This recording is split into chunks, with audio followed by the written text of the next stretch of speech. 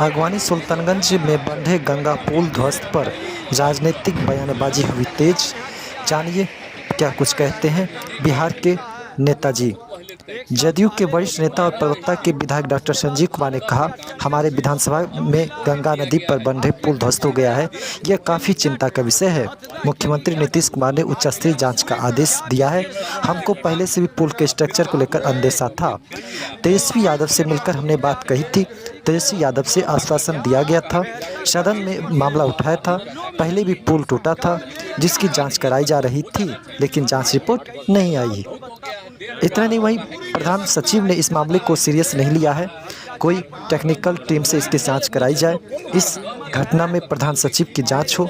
इस जांच से प्रधान सचिव प्रत्यय अमृत को अलग रखा जाए। हमने पूरे मामले से अवगत कराया जाए। सीएम से मिलकर पूरी असलियत बताएंगे। प्रधान सचिव को पहले से ही हमने पिलर क्रैक्स के मामले में अवगत कराया था। वहीं इसको लेकर भाजपा के प्रदेश अध्यक्ष सम्राट चौधरी ने जमकर नीतीश कुमार पर निशाना साधा है और कहा है कि अब बिहार में विकास की चर्चा नहीं हो रही है। पुल ध्वस्त होने की बात को लेकर पूरे बिहार में चर्चा किसे बनी है। पूरा बिहार में भ्रष्टाचार भरा हुआ है। वहीं इस पर नेता प्रतिपक्ष विजय कुमार सिन्हा ने भी नीतीश कुमार पर जमकर हमला बोला है। इतना नहीं, वहीं बिहार सरकार व मुख्यमंत्री श्री नीतीश कुमार की भी सर्वप्रथम देखिए क्या कुछ कहते हैं। शेष आइए सुनते हैं आगवानी सुल्तानगंज महासेतु धाराशाही को लेकर क्या कुछ राजनीतिक बयानबाजी में देखने को व सुनने को मिलती है। जो हुआ है अभी कुछ समय पहले एक बार और हुआ था, उसी समय हमने कहा ऐसा क्यों हुआ, और जबकि हम इसको बनाने के लिए हमने बहुत पहले तय किया था। हमने 12 में ही देखा और 14 से काम शुरू हुआ। अब जिसको भी दिया गया है जैसे, अब इतना देर क्यों था। और एक गिर गया था तो उस समय भी हमने कहा था, 1 साल पहले की बात है। अब फिर जब 2 हो ये फिर गिरा है, कल ही हमको पता चला है कि तुरंत हमने विभाग के सब लोगों को कहा कि जाकर के देख लीजिए और तुरंत एक्शन लीजिए। ये कोई तरीका नहीं, अब तक तो हो जाना चाहिए था जी। 8 वर्ष समय बहुत हो गया है, देर हुआ है। तो काहे के लिए ऐसा कोई होता है एजेंट कोई बना रहा है, इतना देर क्यों कर रहा है। यार नीचे कौन उठा रहा है? कह दिया कि उसको तत्काल देखिए और ठीक नहीं बना रहा है। हाथ में दे दो ना, अकेले आ रहा है। थोड़ा तो और मजबूती से बनना चाहिए था, बन करके और तैयार हो जाता। लोगों को कितनी खुशी थी, हम कितना पहले जा करके एक चीज को देख करके कराए हुए, लेकिन जो नहीं हुआ हमको बड़ी तकलीफ हो। और अब डिपार्टमेंट अब इस बात को देख लेगा। हमारे उप मुख्यमंत्री को भी इस चीज़ की मालूम जानकारी है कि सब लोग उसको जल्दी से जल्दी जो नहीं करेगा तो अपनी तरफ से जितना भी जल्दी हो सकता है उस काम को कराने की कार्रवाई होगी सर। कार्रवाई होगी सर।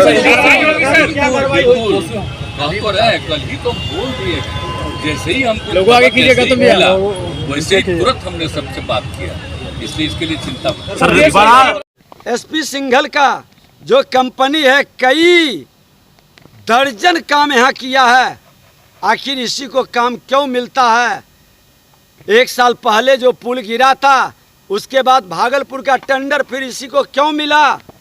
आपके कच्ची दरगाह के निकट, हथदा के निकट, आखिर इसमें क्या विशेषता है।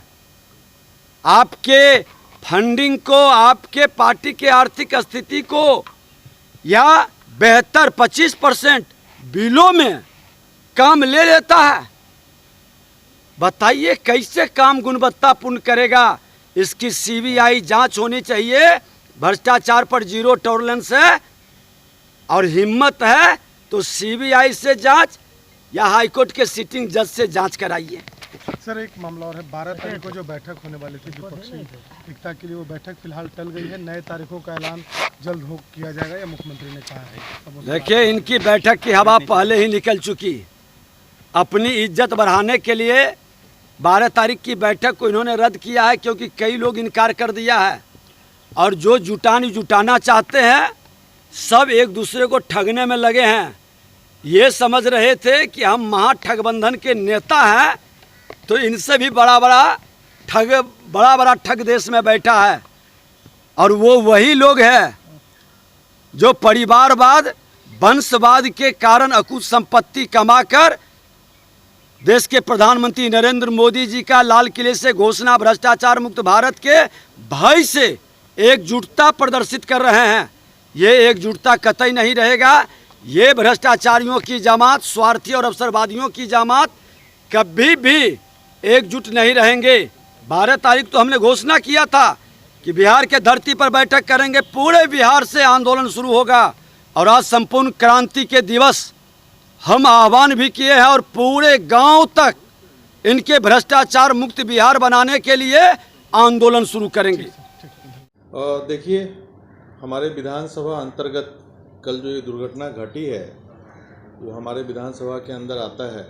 अगवानी सुल्तानगंज पुल का जो हमारे तरफ एरिया जो पार्ट था परबत्ता विधानसभा के अंतर्गत, वो बुरी तरह ध्वस्त हो गया।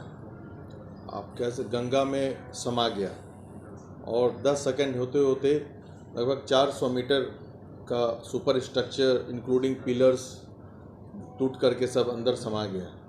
तो ये बहुत बड़ी दुर्घटना है।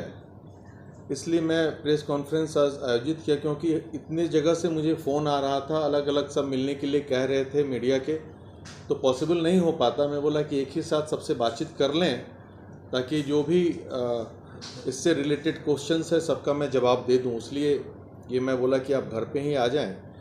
तो देखिए, ये इसके लिए मैं माननीय मुख्यमंत्री नीतीश कुमार जी को बहुत बहुत धन्यवाद देता हूं। घटना के तुरंत बाद वो उच्च स्तरीय जांच के लिए कहा है उन्होंने और दोषियों पे कार्रवाई करने की बात कही है। इसके लिए मैं उनको धन्यवाद देता हूं। लेकिन बात यहाँ ये है, ये जो घटना घटी इसका अंदेशा मुझे पहले से था। आज से जो बजट सेशन चल रहा था हमारा, तो मैं उस वक्त क्वेश्चन भी लाया। 13 मार्च को 15 को तो क्वेश्चन आ गया था हमारा पटल पे, सौभाग्य से। तो माननीय उप मुख्यमंत्री तेजस्वी यादव जी से मैं सारी बातों को कहा कि स्ट्रक्चर में मुझे लगता है फॉल्ट है, इसको अच्छे से रेक्टिफाई किया जाए, देखा जाए, नहीं तो दुर्घटना घट सकती है और जान माल का भी नुकसान हो सकता है। उस वक्त इनसे माननीय उप मुख्यमंत्री ने आश्वस्त किया कि नहीं, एकदम निश्चिंत रहें, जांच होगा, दोषियों पे कार्रवाई होगी। लेकिन पिछला जो पुल गिरा था पिछले साल, उसका अभी तक उसका जांच रिपोर्ट नहीं आया था उस वक्त तक। तो उस पर भी मैं सवाल खड़ा किया कि ऐसा कौन सा जांच हो रहा है, ये तो सब्सटेंशियल जांच है, टेक्निकल इशू है। उसमें आईआईटी का उन्होंने बताया कि आईआईटी का टीम लगा है, रुड़की का है, एनआईटी का है। फिर मैं प्रत्यय अमृत जी से बात किया, पर्सनली जा करके उनको फ़ोटो दिखाया। जो अभी पिलर क्रैक जो गिरा है, उसी पिलर का 10-11 नंबर का मैं उनको फ़ोटो दिखाया था।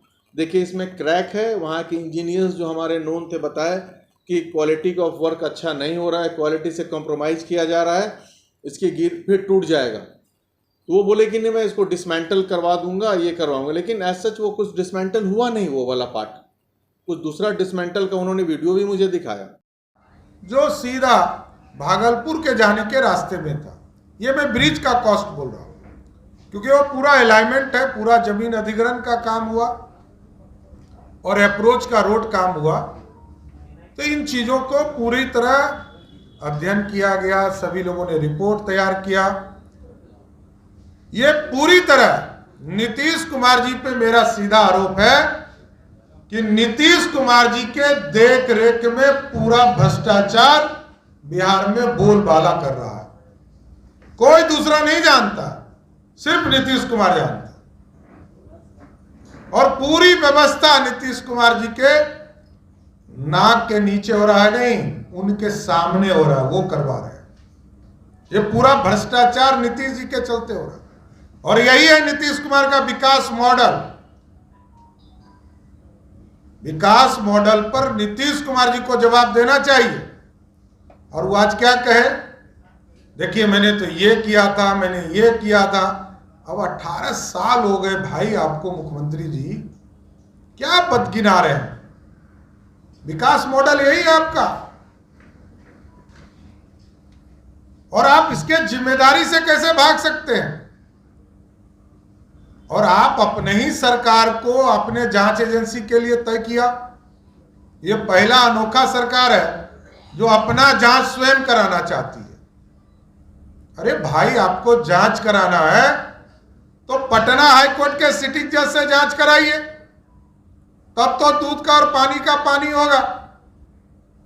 ये तो सब लीपा पोती हो जाएगा। जिस तरह भारत सरकार ने थर्ड पार्टी को सीबीआई को दिया जांच के लिए, आपको भी नीतीश बाबू या तो हाई कोर्ट के सिटिंग जज से जांच कराइए, नहीं तो सीबीआई के माध्यम से इस पूरे पुल के संरचना, ठेकेदार, सारे लोगों की संलिप्तता को पूरी जांच कराना चाहिए। और सभी लोगों का एकदम क्लियर कट है, लोग पूरा देश मर्माहत है कि बिहार में हो क्या रहा है। बिहार की विकास की चर्चा होती थी, आज पुल ध्वस्त होने की चर्चा हो रही है। बिहार जहां पढ़ाई के लिए चिंता करता था, वहां आज पुल ध्वस्त होते हुए पूरा इंजीनियरिंग फेल होते हुए दिख रहा है। और बिहार में जब एनआईटी के स्टूडेंट बिहार के मुख्यमंत्री हों, इंजीनियर मुख्यमंत्री हो, तब था वो शुरू हुआ था। मेरा ये कहना है कि पूरे जांच रिपोर्ट के बाद सरकार आपने बनाई, अब उस जांच रिपोर्ट पे आपने क्या कार्रवाई किया ये पहले आपको बताना चाहिए। और दूसरा बात कि जब रिपोर्ट अगर गलत था तो फिर आपने दोबारा काम अलाउ क्यों किया, ये अलाउ करने का आपने क्यों निर्देश दिया कि काम फिर से शुरू हो। और दूसरी बात, 2016 में ही इस योजना का डिजाइन जब बना था, जिसकी हवाला आप आज दे रहे हैं, तो 2016 में डिजाइन आपने अप्रूव किया था। आप ही उस समय डिप्टी सीएम थे, पथ निर्माण मंत्री थे, उसी समय ये योजना शुरू हुई। तो माननीय तेजस्वी यादव जी, आप इससे बच नहीं सकते हैं। राजनीतिक तीर्थाटन करते रहे, डिपार्टमेंट की सूद ली नहीं। योजना पर जब जांच हुआ, जांच की जो रिपोर्ट के फलाफल आए उस पर आपने कार्रवाई किया नहीं, फिर से उस एजेंसी को आपने काम शुरू करने के लिए निर्देश दे दिया। और तीसरी बात, 2023 में ही मार्च महीने में दो विधायकों ने इस पर सवाल उठाया हाउस में, अजीत शर्मा जी और परबत्ता के विधायक थे संजीव जी, दोनों ने विषय उठाया। दोनों ने जब विषय उठाया तो आपने खुद सर्टिफिकेट दिया कि काम बहुत अच्छा चल रहा है और इसमें कहीं कोई त्रुटि नहीं है।